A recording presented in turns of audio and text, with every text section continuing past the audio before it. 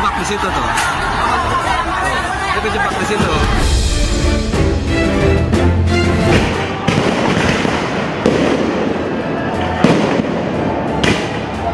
Berdasarkan laporan Komisi untuk Orang Hilang dan Korban Tindak Kekerasan Kontras, ada 2 orang yang belum kembali usai mengikuti demonstrasi akhir Agustus 2025.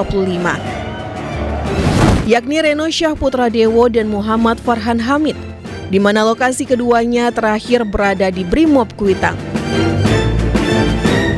Kamis 30 Oktober 2025, tim teknis gedung menemukan 2 kerangka manusia dalam kondisi hangus terbakar saat akan mengecek kondisi gedung.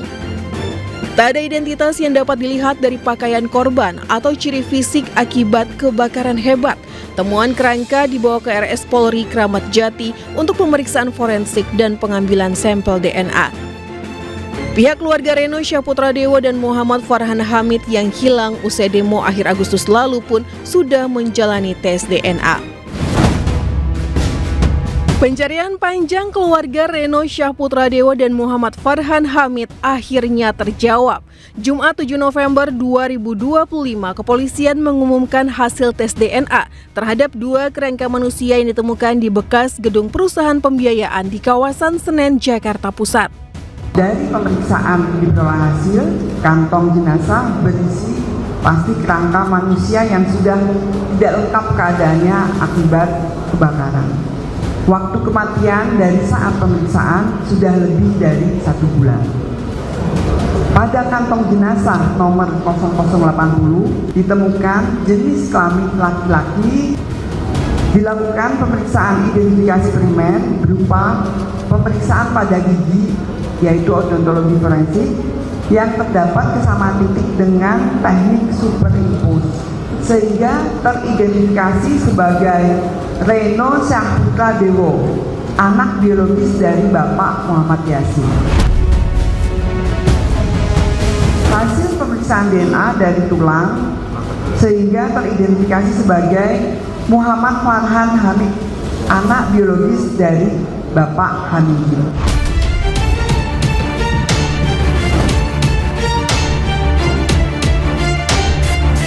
Hadir saat pengumuman hasil tes DNA, keluarga Reno Syahputradewo dan Muhammad Farhan Hamid mengakui lega dan bersyukur atas temuan kerangka ini meski membutuhkan waktu yang cukup lama. Pertama-tama saya ucapkan terima kasih kepada Polda Metro Jaya dan kepada Polres Jakarta Timur, Jakarta Pusat, dan Kapolda Jawa Timur atas selama ini intensitas untuk atensinya untuk mengurus kehilangan dari keluarga kami, Reno dan Farhan.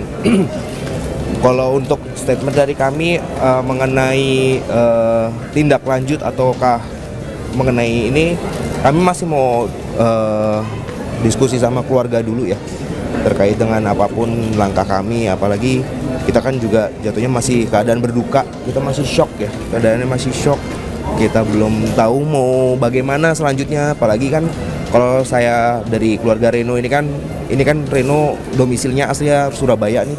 Apakah mau kita kebumiin di Jakarta atau mau kebumiin di Surabaya, itu kita masih mau diskusiin dulu. Jadi kita belum tahu langkah selanjutnya bagaimana sih. Kalau saya berterima kasih itu kepada masing-masing keluarga kita sendiri, terutama kedua orang tua kedua belah pihak yang sampai 2 bulan ini masih terus bertahan meskipun sakit, meskipun perih untuk keluarga, tapi mereka tetap bertahan melanjutkan kehidupan.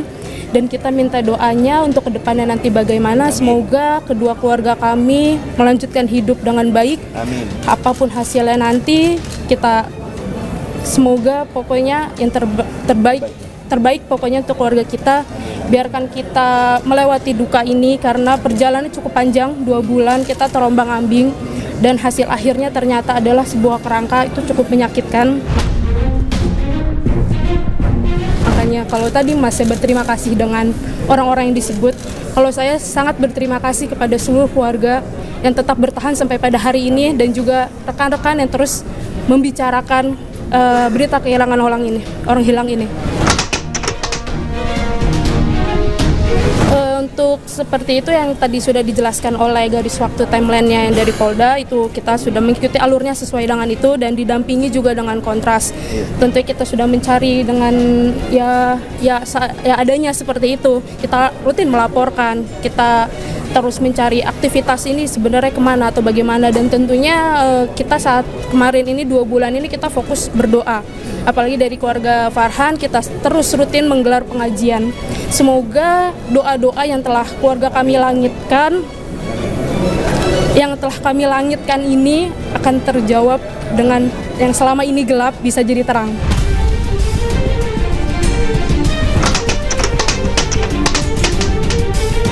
Awalnya itu memang pada malam hari ya, kalau dari keluarga kita karena posisinya masih sama-sama di Jakarta, 30 malam. Pada tanggal 30 malam itu kita keluarga dikontak untuk melakukan tes DNA.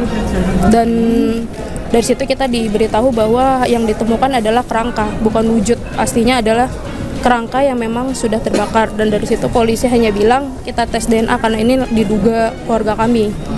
Dan ya sudah, kejadian itu cepat sekali ya, 30 tes DNA tanpa ada kita diminta apapun, kayak seperti yang ribet gitu, pokoknya kayaknya mulus sekali. Ini mulus banget, nggak tahu kenapa mulus sekali.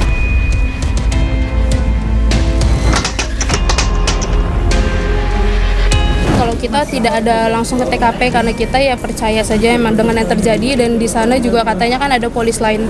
Percuma juga kita ke sana hanya memberikan luka kalau kita hanya datang kan, dan juga cuman ada garis polis lain, percuma kita masuk. Jadi ya sudah, kita percaya dengan temuan itu. Dari 30 sampai sekarang akhirnya sudah diumumkan seperti ini, ya udah begitu cepat, kita juga kaget. Kasus hilangnya Reno Syaputradewa dan Muhammad Farhan Hamid usai ikut demo akhir Agustus lalu terus dikawal Komisi untuk Orang Hilang dan Korban Tindak Kekerasan Kontras. Tim Newsfile menemui Dimas Arya, koordinator Kontras, usai penemuan kerangka Reno dan Farhan di Kuitang, Jakarta Pusat.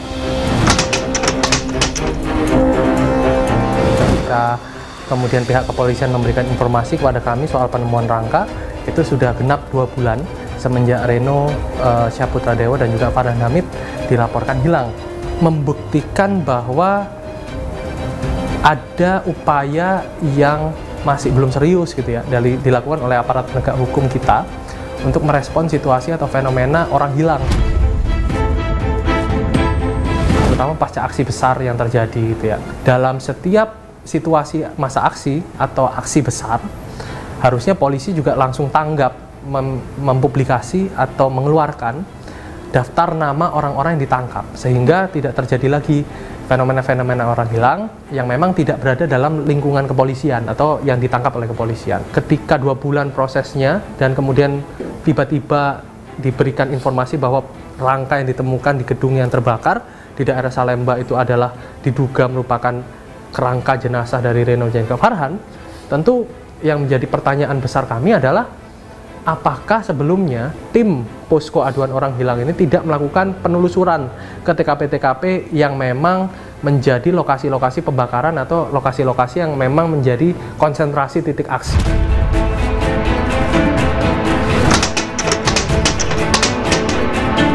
Kami berkomunikasi sama keluarga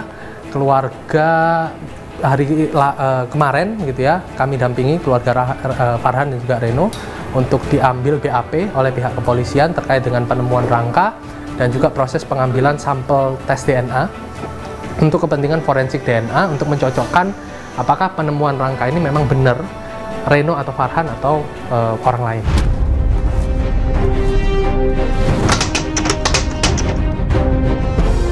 Kontras melakukan upaya-upaya penelusuran secara mandiri karena mandat kami adalah melakukan penelusuran pencarian orang hilang gitu ya. Dan hambatannya yang paling berat adalah hambatan ketika informasi itu tidak diberikan oleh pihak aparat yang berwenang gitu ya. Terutama sekali kan fenomena orang hilang ini terjadi karena penangkapan sewenang-wenang, penangkapan yang tidak sesuai dengan prosedur yang dilakukan oleh kepolisian. Dan kerap kali kepolisian juga menahan informasi ini untuk disampaikan pada publik. Jadi ada situasi di mana kemudian orang-orang yang ditangkap itu lokasi atau keberadaannya tidak diketahui, dan itu yang kami sebut sebagai fenomena penghilangan orang secara paksa dalam jangka pendek.